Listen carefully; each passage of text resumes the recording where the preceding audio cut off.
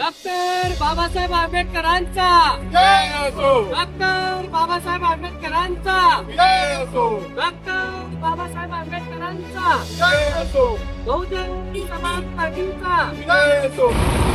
शाहू आपका मिशन अधूरा, शाहू आपका मिशन अधूरा, बीएसपी करेगी पूरा, फूले तुम्हारा मिशन अधूरा, बीएसपी करेगी पूरा, फूले तुम्हारा मिशन अधूरा। बीएसपी करेगी पूरा। डॉक्टर बाबासाहेब आंबेडकरांचा जय असो, डॉक्टर बाबासाहेब आंबेडकरांचा जय असो, डॉक्टर बाबासाहेब आंबेडकरांचा जय असो, डॉक्टर बाबासाहेबांचा जय असो।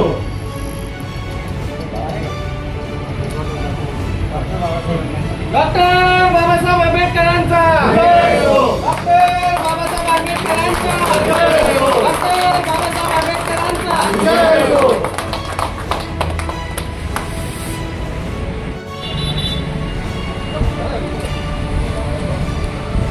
जय बाबा साहब अम्बेडकर। सबसे पहले बहुजन समाज में जन्मे सभी महापुरुषों, सूफी संतों, गुरुओं को अभिवादन करते हुए आज इस देश के संविधान के निर्माता डॉक्टर बाबा साहब अम्बेडकर की जयंती के उपलक्ष्य में हम लोग यहाँ पर उनको अभिवादन करने के लिए इकट्ठा हुए हैं। साथ ही डॉक्टर बाबा साहब का जन्म 1891 में हुआ आज ही के दिन, और 6 दिसंबर 1956 को उनका इस देश से विदाई ले लिए। इस 65 साल, लगभग 65 साल की उम्र में उन्होंने जो संघर्ष किया है वो बहुत ही काबिले तारीफ, बोले तो अब कुछ बोलने शब्द नहीं है।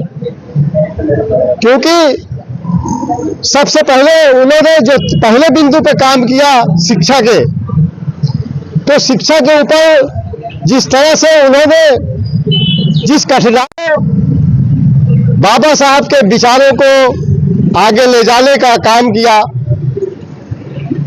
माननीय कांसी राम साहब ने, उसी के साथ हमारी बहुजन समाज पार्टी की अध्यक्षा आदरणीय बहन कुमारी मायावती जी बाबा साहब के विचारों को, कांसी राम साहब के विचारों को उत्तर प्रदेश में 4 बार मुख्यमंत्री बन करके दिखा दिया है कि किस तरह काम करना चाहिए।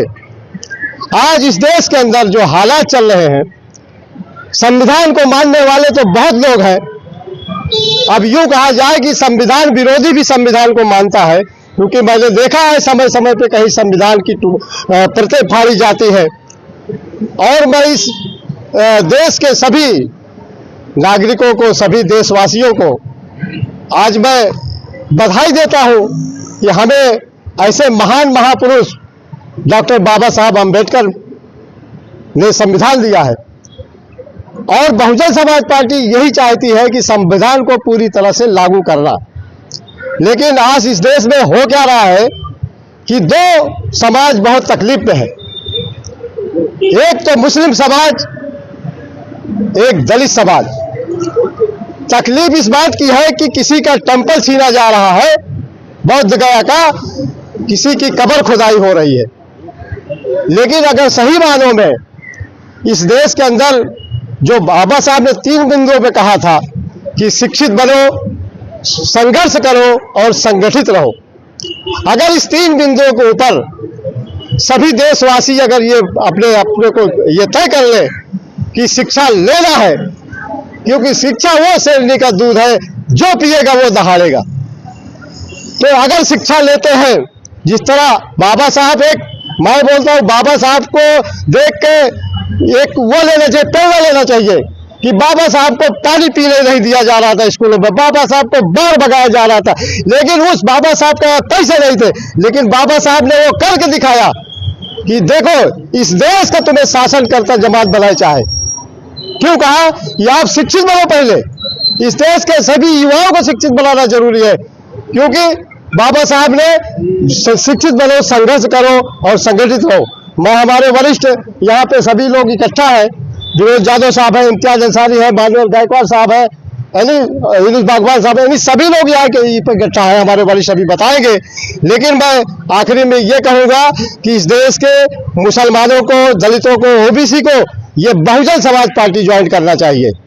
आज संकल्प लेना चाहिए कि बहुजन समाज पार्टी इस देश के लिए जरूरत है, वही संविधान को लागू करके देश को सही चलाने का काम करेगी। इसलिए मैं एक बार फिर डॉक्टर बाबा साहब अम्बेडकर को बहुत बहुत, इस देश के सभी देशवासियों को और भिवंडी शहरवासियों को बहुत बहुत हार्दिक शुभेच्छा, शुभकामनाएं। धन्यवाद। जय भीम, जय भारत। आज डॉक्टर बाबा साहब अम्बेडकर की 134वीं जयंती के निमित्त में से मैं थाना जिला प्रभारी की वजह से बहुजन समाज पार्टी की तरफ से सबको हार्दिक शुभेच्छा देना चाहता हूँ।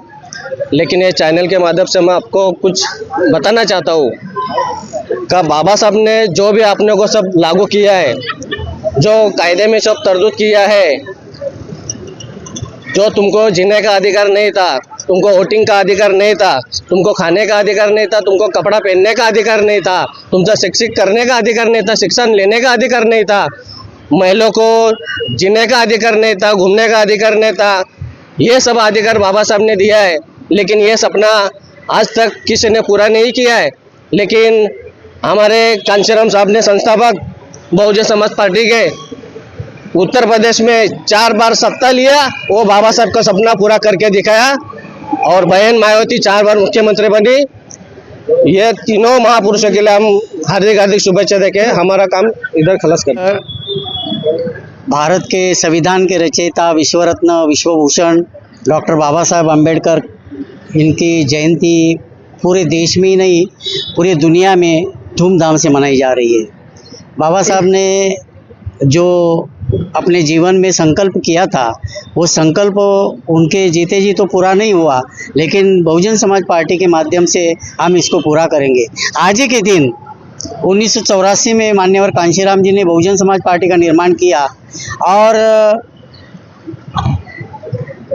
1978 में बामसेब का निर्माण किया कांशीराम जी ने इसी दिन। और आज ये मूवमेंट पूरे देश में चल रही है बहन मायावती जी के नेतृत्व में। तो मैं आज के बाबा साहब के जयंती के उपलक्ष्य में सभी देशवासियों को हार्दिक हार्दिक शुभकामनाएं देना चाहता हूं।